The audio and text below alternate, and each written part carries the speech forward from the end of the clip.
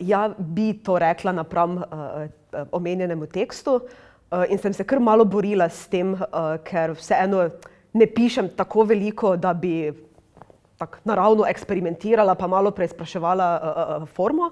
Teda sem se morala precej potruditi, sem pa se sicer za to besedilo, sem si želela, da bi bilo samostojno literarno delo in istočasno ponujalo nek dialog potencialni ustvarjalni ekipi, potencialne uprizoritve.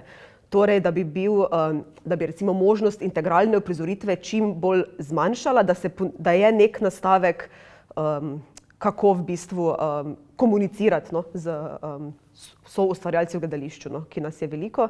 Mogoče pa edino ne bi rekla, da je v kontekstu sodobne drame, da rušim kakšne konvencije, v tem kontekstu ne, ampak aristotelijanske to pa.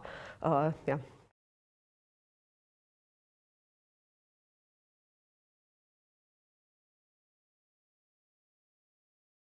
Ja, definitivno je tak, saj tudi Ujeti trenutek je bilo izpitno besedilo, ne. Tako da tudi zato vse te konvencije, ampak s to dramo, saj to se bomo verjetno še v nadaljevanju več pogovorili, pa sem zelo dolgo jo tako prežvekovala, z različnih zornih kotov, pa so tudi neke teme, s katerimi sem se dlje časa niti ne samo ukvarjala, ampak prav tudi soočala, saj vsi smo že bili kdaj v kakšni od teh situacij, v kakih od teh takih delovnih razmerij,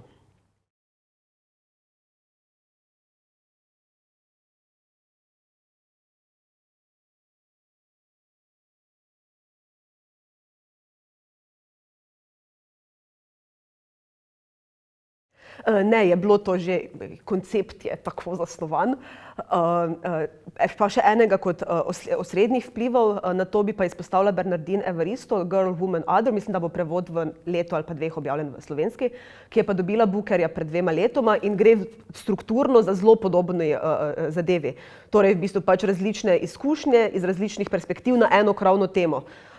Pri Elfride Jelinek je to bila ljubezen, pri Bernardine Evaristo so to temnopolte ženske v Angliji v različnih obdobjih časovnih, jaz pa sem si izbrala za izhodišče delavke v prekarnih razmerjih. In so potem tudi tako kot neke, ne nujno ravno variacije na temo, ampak iz različnih perspektiv, ja, mislim v različnih situacijah, Tako da odgovorim, ja, je bila že v osnovi, je bilo mišljeno kot nek, ne vem, če je omaž prava beseda, ampak da se kot referenca.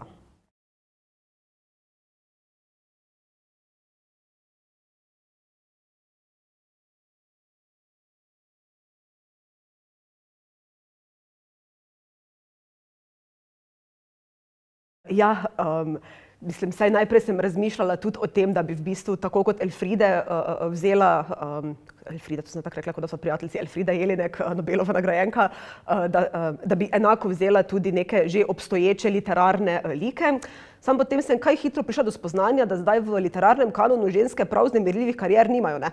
Tako da potem sem ta projekt hitro opustila in našla nove like, ki so bolj ali manj, jaz bi rekla, da je to v 80% dokumentaristično besedilo, Tudi zgodbe, ki sem jih nabrala, so nekaj, o čem prav dejanske izkušnje sebe, mislim mene ali pa mojih prijateljev. Na tej točki bi se rada zahvalila vsem, ki so dovolili in mi zaupali objavo njihovih življenj.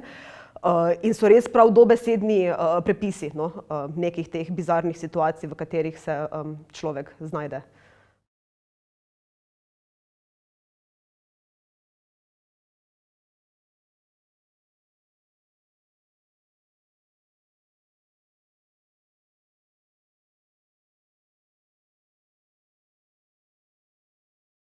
Ja, zdaj, kar se tega, to bo zdaj malo bolj obširen odgovor.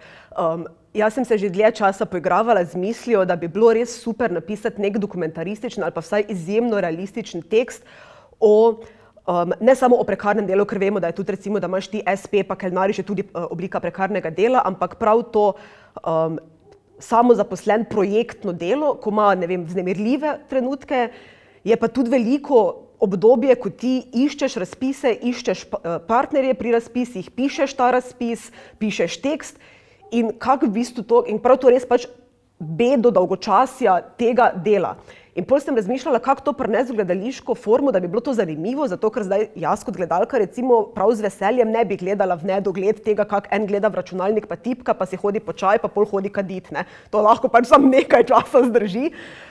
In potem sem ta četrto, s katero sem se res namučila, ker nimava prav nič skupnega in tudi v bližnjem krogu nimam takih ljudi.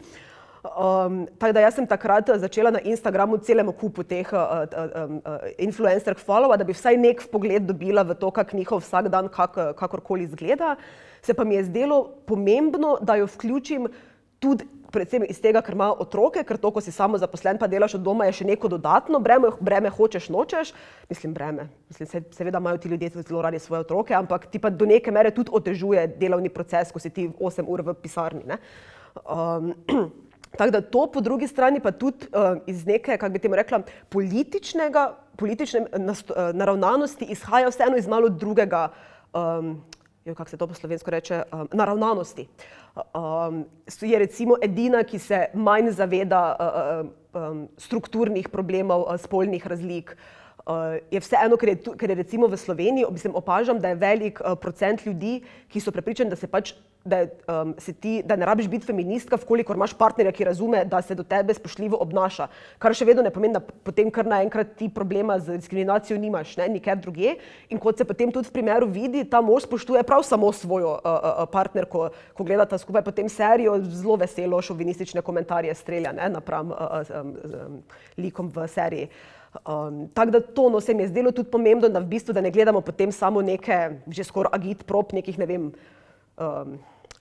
feministk, levičark, ki so vse doma in pač delajo nek, ne vem, razvoj na področju kulture, ampak da se tudi drugačne ljudi, oziroma pač drugače misleče ljudi, torej pač to za četrto vključi.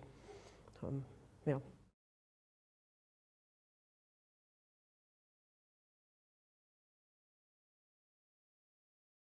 Pisala sem prav tako po vrsti, kot stoji tekst, in jaz avtomatsko napišem, da Viktorija pride v prostor, se sleče, da masko dol, nekaj. In potem, ko grem pač konec večera, pač jaz to preberem in vidim jaz to masko in začnem razmišljati, kaj bi morala to zbrisati, kaj zdaj s to masko, to je pač tako zelo specifično, nočem, da je to tekst o covidu, ker so pač bili ti problemi tudi že prej in še v prihodnje nedvomno bojo, ampak po drugi strani pa je ta maska oziroma pač te razmere na mene, tako sem jih ponotranila, da tudi recimo, ko gledam nek, ne vem, film iz leta 75, pa pridejo ljudje v prostor brez maske in se objamejo, jaz kar malo trznem, ker sem tako, kaj pa razdalja, kaj pa maske, vi si kar tako veselo virus predajate, ali kaj, halo. In potem sem se tudi spraševala par ljudi, kaj je zdaj s temi maskami, pač, a se naj jaz delam, da to ni bil del naše realnosti, ali kaj, ampak meni se pač to res zdi, da to, ne vem, res nisem razmišljala o tem, pa je kar bruhnilo z mene ven. Potem pa mi je v bistvu prišlo zelo prav pri ta tretji, ko pa je res mi prav v smislu postopkovno prišlo prav, ker bi drugače bile situacije absolutno preveč enake. Zdaj pa sem lahko to z tega zornega kota potem prikazala. Torej, kaj v bistvu še pa ta Zoom pa te neke, kako pa še to dodatno vpliva potem na nas, no. Potem pa se nisem hotela več preveč ukvarjati s to korono, ker nočem pa, da je to prav res korona tekst, no. Ja.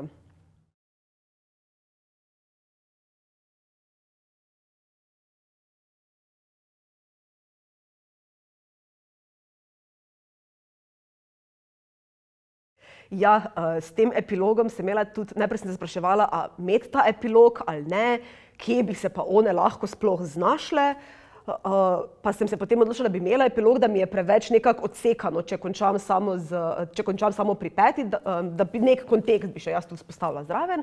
In se pol odločim pisati ta epilog in jaz potem ugotovim, da v Kredo, ko sem pisala o teh likih, da tega pa res nisem zapisala, kam bi pa one hodile v teater, pa kako literaturo pa bi one rade brali oziroma kako preživljajo prosti čas. In sem šla še enkrat skozi tekst, da vidim, če bi mogoče iz teksta lahko razbrala, kaj pač one počnejo v prostem času, in so se mi naenkrat zazdele vse iste. Tak ta prva, druga, tretja, pač vse imajo nek isti generični način govora, vse so skozi za računalnikom, vse imajo še zelo podobno izobrazbeno pač področje, kjer delajo, pač nič druga ne zvemo o njih, razen to, kar počnejo, kako bo človek med njimi razločeval, kaj se bo tu sploh zgodilo, pa sem se potem odločila v bistvu to nagovoriti, no, da bi lahko pa to v bistvu mi delovalo na nek način meni v prid. Pa tudi tako se mi je potem v bistvu zdelo, da to so recimo problemi, ki jih imam jaz s temi liki, si pa bi želela, oziroma si predstavljam, da nimajo vsi ljudje istega problema, imajo mogoče problem kje, ker ga jaz nimam, ali pa mogoče ga nimajo kje, ker pa ga jaz imam. In da bi to lahko bil ta epilog kot nek mušter v tej potencialni uprizoritvi, v potencialnem gledališču, kjer pa potem igralke same povejo, kaj pa njih moti pri tem, kako so ali one izoblikovale lik, ali ne vem, kako so porežirane, ali kakšne kostume imajo, pač karkoli, da se v bistvu odpre neka diskusija o tem, kako so ustvariti. No? Tak nekak sem si to zamislila. Pa ker se mi zdi tudi iz vidika reprezentacije to je dosti individualno, tudi dostikrat, no mislim, naprimer, ena vmes reče, da bi želela, da je omenjena, da ima punco, zato ker je lezbika, pa da bi rada bila reprezentirana tudi v tem smislu. In nimamo vsi istih izkušenj, to je tudi zelo odvisno od identitetnih politik in kako se identificiraš. In se meni ne zdi, da imam jaz pravico govoriti v imenu vseh in mogoče je to tudi prelaganje odgovornosti, zelo dopuščam to možnost, ampak da bi se potem tudi v tem smislu odprl dialog, no, da se ne odloča kar, ne vem, avtor v imenu zdaj vseh, ampak da v bistvu naj vsak tudi nekaj svojega doprinese. No.